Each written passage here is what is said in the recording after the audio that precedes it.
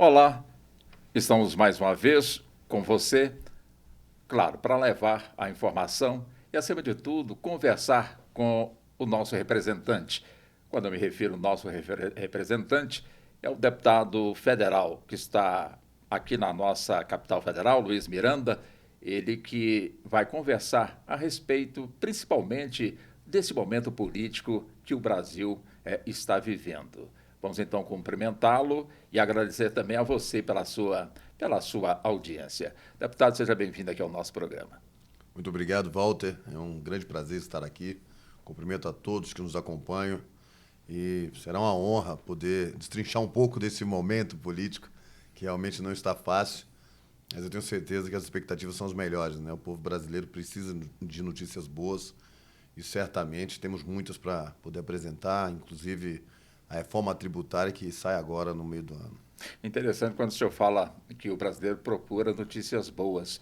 E boa parte do nosso povo, ele prefere buscar outros países em busca justamente de uma vida melhor. E o que a gente percebe, principalmente na fronteira com os Estados Unidos, uma situação que não deixa de ser deprimente, não é, deputado? Não só brasileiros, como também pessoas de outras nacionalidades. Não estamos aqui de forma alguma criticando a política americana, mas a pergunta é a seguinte: será que um dia teremos no nosso país o desejo do brasileiro de permanecer aqui para poder encontrar boas notícias através de um trabalho, através de um salário digno, sem desigualdade social, porque boa parte do brasileiro que vai realmente para outros países busca realmente uma melhor condição de vida. Quer dizer, é possível que o nosso parlamento, de certa forma, trabalhe em políticas para que possamos, de alguma maneira, encontrar essa boa notícia, deputado? Bom, é possível sim. Na verdade, precisamos entender o que acontece, né? Quem não conhece a legislação americana e tampouco a sua própria legislação, me lembra muito uma passagem do livro Sun Tzu, né? A história de Sun Tzu, né? A arte da guerra, onde ele comenta que para você vencer uma guerra, e nós vivemos constantemente uma guerra, né? Os países vivem uma guerra, queira sim, queira não, uma guerra interna de como dar mais dignidade para o seu povo, né? Você precisa conhecer primeiramente a si mesmo. Se você não conhece o seu adversário, mas conhece a si mesmo, a cada batalha vencida você terá uma perdida e assim sucessivamente. Se você não conhece nem você e nem o seu inimigo, todas as batalhas que você entrar você vai perder. Mas se você conhece o seu inimigo e você conhece a si mesmo, é impossível que você perca uma guerra. Nosso problema é que o Brasil ele não conhece nada mundo afora. Infelizmente, nos nossos parlamentares, e aí eu não estou julgando os meus colegas, mas se prendem muito a informações de técnicos internos do Brasil e esquecem de olhar que existem já proposições que ocorreram no passado, ideias que aconteceram no passado, mas que hoje são realidade, podemos extrair delas mudanças que vão fazer a diferença para a vida do povo brasileiro. Entre elas, o porquê que tantas pessoas querem morar nos Estados Unidos. Um dia eu me fiz essa pergunta. Por que todo mundo quer ir para os Estados Unidos? Será que lá não tem uma CLT? Uma defesa trabalhista. É o país Não tem um SUS. com o menor regramento, não tem um sistema de saúde gratuito. Se você cometer qualquer bobeirinha lá, até acelerar demais o trânsito, eu brincava com meus amigos e falei assim, rapaz, é incrível. A legislação de trânsito americana, ela deveria se chamar nesse miojo. Que o cara sai daqui botando o dedo para fora, xingando, batendo, buzinando, fazendo traquinagem no trânsito, desce no aeroporto de Miami, é um espetáculo. Ele dirige, parece Um que santo. nunca cometeu uma infração na vida dele. Então, o que é isso, né? Por que você vai trocar uma nação que você tem toda uma liberdade, que você tem um sistema de saúde criticado ou não, mas se precisar, ele está lá gratuitamente, não vai te custar uma fortuna aos milhares de dólares que custa o sistema de saúde para o americano que não tem um plano de saúde, né? O que é essa vontade de morar nos Estados Unidos? Se chama poder de compra. Volta é poder de compra, é poder trabalhar de empregada doméstica e sentar no mesmo restaurante que o multimilionário senta para poder comer. Isso você tem nos Estados Unidos. O que encanta o americano é você ir para um Red Lobster, que é um restaurante de lagostas, camarões, e pedir um prato de $18. Sendo que a diária de uma doméstica lá, de um pedreiro, vai ser no mínimo $150 a diária. Então, para ela ali, não custou um pouco mais de 10% do seu dia de trabalho comer um camarãozinho, uma lagostinha. Então, essa realidade do poder de compra, entrar numa Best Buy, entrar numa loja de eletrônicos e poder comprar um bom televisor para casa, não vai lhe custar um braço, vai lhe custar $600 uma TV de 70 polegadas. Então, $600 são 4 dias de trabalho dela. Então, uma empregada doméstica, um pedreiro, uma pessoa que aqui no Brasil a gente tem considerado categorias, né, subjugadas, lá não, é uma profissão como qualquer uma outra, de escolha, de critério de cada um, que muitas das vezes eles empreendem no setor deles. E começa individualmente, daqui a pouquinho começa a pegar um número maior de casas que a pessoa dá conta de atender, e ela monta uma empresinha e começa a colocar colegas para trabalhar junto. Quando você vê, a empregada doméstica é dona de uma empresa de limpeza e conservação, numa velocidade, porque a burocracia para abrir empresa não existe. Em 1, 2 dias ela tem uma empresa, ela não tem obrigações trabalhistas, então ela não tem medo de amanhã ser processada, ela não tem medo de empreender, ela não tem medo porque a legislação é feita para dar certo. É feita para você ter poder de compra, é feita para você ter liberdade, é feita para você crescer. E essa liberdade econômica, que muitos querem aqui amarrar um empresário ao empregado e vice-versa, é o maior erro que o Brasil comete. Agora, o senhor disse que lá a legislação foi feita para dar certo. O que não está dando certo aqui no Brasil? Não que tenhamos essa pretensão de chegar nesse ponto em que vive o americano. É evidente que caminhamos, quem sabe, num futuro chegamos lá, ou possamos chegar lá. Agora, o que está dando errado em termos de legislação, onde neste país tão rico, mas de um povo, de certa forma, e já foi dito isso por várias vezes, um povo, infelizmente, tão pobre, deputado? Nossa legislação, principalmente tributária, ela não existe. Ela é retrógrada de um tempo que nós não tínhamos um sistema de moeda digital como existe hoje. E não falo de criptomoedas, não. Estou falando dos bancos digitalizados. A nossa geração, pelo menos a minha, salário se pagava em dinheiro, né? Quando eu comecei a trabalhar. Hoje não. Hoje você vai receber um Pix. Então, tudo mudou. Então, o nosso sistema tributário é um sistema tributário antigo, regressivo e, pior de tudo, ele tributa sobre o consumo. Então, o que nós precisamos mudar no Brasil imediatamente? Todo mundo fala em uma reforma administrativa, falam sim em reforma política, em cortar os gastos. Eu escuto muita bobeira, que me dá, assim, às vezes, algeriza, porque me parece que as pessoas estudaram tanto para serem analfabetos funcionais. E essas pessoas estão no nosso meio, são os técnicos que muitas das vezes proferem pareceres que embasam o legislativo a traçar caminhos e leis que não vão resolver o problema do povo. O que vai resolver o problema do povo é desonerar o consumo, é desonerar a indústria, é desonerar o comércio. Hoje a nossa carga tributária está toda sobre o consumo. O que é tributar sobre o consumo? É você ir no supermercado e descobrir que, apesar de você ganhar pouco, 80% da população brasileira ganha menos dos salários mínimos e você sabe que você vai deixar metade daquele salário em impostos dentro do supermercado. Isso é uma vergonha. Como posso, Walter, para pensar. Você trabalhou um mês inteiro suado para ganhar R$2.000, que infelizmente nesse país não é nada. Não é nada, você não faz praticamente nada.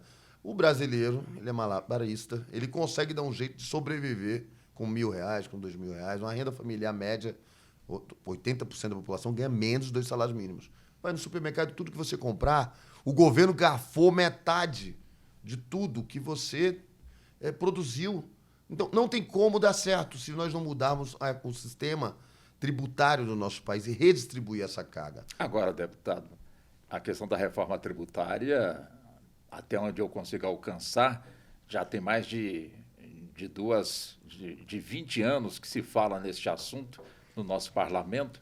Este ano chegou, portanto, já do Executivo, portanto, já projeto nesse sentido, para que o nosso Congresso avalie. Só que a gente percebe também que, ao que tudo indica, não está tendo aquele esforço, aquela vontade realmente de resolver, de fazer uma reforma tributária. O pessoal coloca um Brasil muito grande, de tamanho continental, cada estado tem os seus interesses. Afinal de contas, quando é que nós vamos resolver essa questão e ter, de fato, uma reforma tributária no nosso país? Bom, na verdade, nós sabemos que são 20 anos não, viu, Walter? Bom, eu disse onde eu consigo alcançar. Pode ter até uns 50 aí, né, deputado? Na verdade, na nossa Constituição, né, quem gosta de história, né, eu assisti toda a sessão e o que mais se falava era que a Constituição tinha uma falha. Ela, para não se tornar um elefante branco e não ser aprovada, tiraram o tema tributário e que tinha um acordo de procedimentos de que, no máximo, em 4 anos, teriam que aprovar uma reforma tributária. Teriam que emendar a Constituição. A Constituição de 1988. 88. Então, de 88, o limite que teriam ali os parlamentares para um acordo era de 4 anos. Passaram-se 33 anos. Você imagina como é falho o nosso sistema, porque naquele momento, lá em 88, já era falho. A nossa Constituição ela já não previa uma alteração para o momento que nós estamos vivendo. Então, o que nós podemos dizer? Não está atrasado. Ela não é mais importante.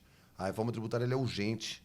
Nós estamos vivendo um momento de pandemia. Todos os países fizeram reformas tributárias, principalmente reformas mais amplas, fizeram em épocas ou de guerras que tanto a primeira como a segunda, como as guerras civis que ocorreram, ou em momentos de pandemia e crise gravíssima como as que a gente está vivendo. Por quê? Porque nesse momento você ganha o engajamento da população que quer e briga, luta e começa a entender que isso é necessário, porque o lobby sobre o tema é muito grande. O Brasil é um país de concessões e, infelizmente, as concessões são dadas para os amigos dos reis. Então, aqueles que foram passando foram concedendo isenções tributárias a setores que sabem que uma reforma tributária provavelmente vai encerrar com essas concessões que são muito malignas e malévolas para o nosso sistema. A gente encaixa nesse assunto aí a Ford, que está deixando o país, sem nunca ter depois contribuído. de quase 100 anos aqui no nosso país, e que, com toda certeza, recebeu inúmeras concessões, deputado. Não só a Ford, como o próprio sistema petrolífero do Brasil. Eu paro para pensar o seguinte: a gasolina é caríssima no Brasil. Ninguém vai deixar de vir vender petróleo no Brasil, porque o petróleo no Brasil é um negócio da China. Né? Para quem? Para quem está investindo no Brasil. Porque para a população é terrível. Agora, para que dar isenção tributária para o setor petrolífero? Nós demos algo em torno de 40 bilhões até 2040.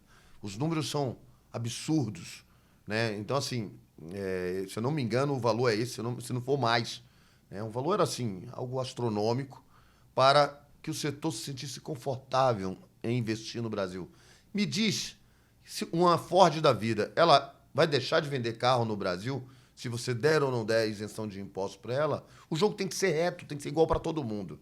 Se eu vou reduzir a carga tributária sobre os veículos, tem que ser para todas as fábricas, porque a livre concorrência é que faz com que você tenha preços mais baixos.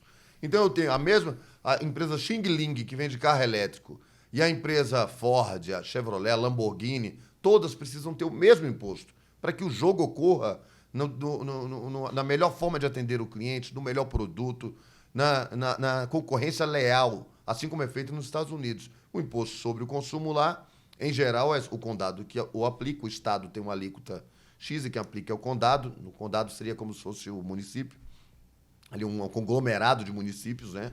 Para explicar para quem não conhece o modelo americano. E ele aplica um imposto que é igual para todo mundo. Se eu estiver comprando na Porsche, ou se eu estiver comprando na Chevrolet, o meu imposto vai ser o mesmo. Se você não faz isso no Brasil, nós vamos sempre ter um grupo que está massacrando o outro e, às vezes, com um produto de baixíssima qualidade e caríssimo. Agora é interessante, deputado, que, como o senhor muito bem pontua, nós temos a receita. O que está faltando para nós fazermos o bolo para que todos possam, de alguma forma, saboreá-lo? O que está faltando, afinal de contas? Deixar de escutar o lobby, deixar com que setores que não pagam nada e querem continuar sem pagar nada estão matando o Brasil, estão matando o povo brasileiro e vão morrer juntos, porque se você não tem um país empobrecendo, você vai empobrecer junto. E permitir que a gente faça a reforma tributária. Eu vou dar um exemplo. O presidente Arthur Lira, na sua campanha, só ganhou o meu apreço, o meu abraço, e tenho certeza que, no mínimo, uns 80 votos, ele sabe disso, que eu levei para ele, que foram decisivos para ele ganhar as eleições contra o Bloco do Maia, que já lançou com mais de 300 votos quando lançou. Ele só ganhou porque ele me prometeu que faria a reforma tributária. Então, e a pressão que ele está levando para que ela não ocorra, inclusive de protagonismo, porque o Senado quer também um protagonismo dele, justo, meritório, por isso a palavra fatiamento. Fatiar a reforma tributária seria o melhor caminho. Para quê? Para que o Senado tenha o seu espaço e que a Câmara dos Deputados também possa ter o seu espaço. Essa decisão ocorreu agora, depois de muita discussão. Então você tem protagonismo, você tem ego, você tem lobby, você tem quem tem interesse em fazer a reforma e esquece que nós estamos empobrecendo o Brasil. Vou dar um exemplo mais claro de empobrecimento. Um investidor que entrou no Brasil com 270 milhões de dólares R$ 1 bilhão.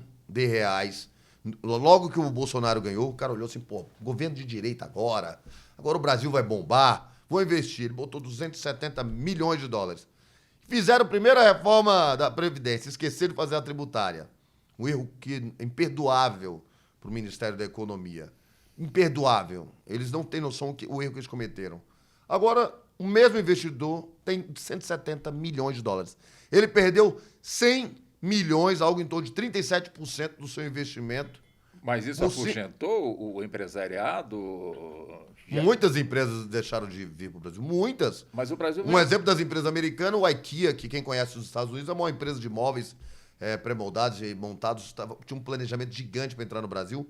E eu tenho, na época, nós temos notícias, né? E foram todas notícias abertas, não foram de uma mídia sensacionalista que tenta massacrar o governo, que mais de 100 empresas deixaram de investir naquele momento no Brasil. Por quê? Porque como é que eu boto 270 milhões de um ano? Hoje vale 170 milhões. Mesmo tendo lucro, eu estou trabalhando para cobrir só a desvalorização do real. E a desvalorização do real é o empobrecimento da população.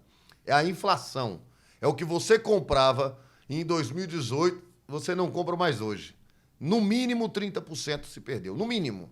Você vê o IGPM aí, pô, um reajuste sobre os aluguéis de 30%. Há quem diga que tudo isso que o senhor nos pontua é em consequência da Covid. Seria isso? O senhor concorda com isso, deputado? Bom, o Covid ele fez mal para todos os países, mas exceto o real ter desvalorizado, ter tido a pior desvalorização, a maior desvalorização de todas as moedas do mundo, inclusive de países africanos e de países bem mais pobres do que o Brasil, qual a explicação para isso? Nós estamos no topo da riqueza e estamos no topo da desvalorização da moeda, do empobrecimento da população. Pega o salário mínimo, converte para o dólar e compare com o resto do mundo. Nós somos considerados pobres paupérrimos, comparados inclusive com países em crescimento, países pobres, países em desenvolvimento, conhecidos como emergentes. O que é isso? É a falta de observância de que, sem aumentar o poder de compra da população, para motivar o consumo, para que as pessoas possam ir no supermercado e comprar mais, para que elas possam ter um carrinho melhor, para que elas possam gastar. E quando ela começa a frequentar o supermercado em uma maior idade, ela vai mais vezes fazer compras, ela exige que aquele supermercado contrate mais pessoas. E aí nós vamos encontrar o X da questão. Quando eu tenho que atender um volume maior de pessoas, porque elas estão com maior poder de compra, eu tenho que contratar. Aquela pessoa antes desempregada, agora também vai consumir. Esse dinheiro vem para a economia, fazendo a gente criar um negócio chamado ciclo virtuoso. Essa pessoa agora contratada, ela provavelmente tem que comprar uma roupinha nova, porque agora ela está trabalhando, ela tem que investir nela. Então ela quer todo o comércio e toda a economia, criando algo que os Estados Unidos deu uma aula para a gente. E se o Trump tivesse focado na economia e não na narrativa do Covid, teria sido reeleito, porque ele já entrou arrebentando com a reforma tributária. Nós vamos entrar e continuar nesse assunto, deputado, que é bem interessante, inclusive, saber se o assalariado ele sabe que paga imposto, o desempregado, será que também paga o imposto, aquele que sai catando latinha na rua para poder vender e depois ir no mercado para comprar o básico para poder não morrer de fome? Será que ele também paga imposto? Agora, por que até hoje essa reforma tributária ainda não aconteceu? Tem promessa, mas será que vai? É o que nós vamos conversar daqui a pouquinho. Até já.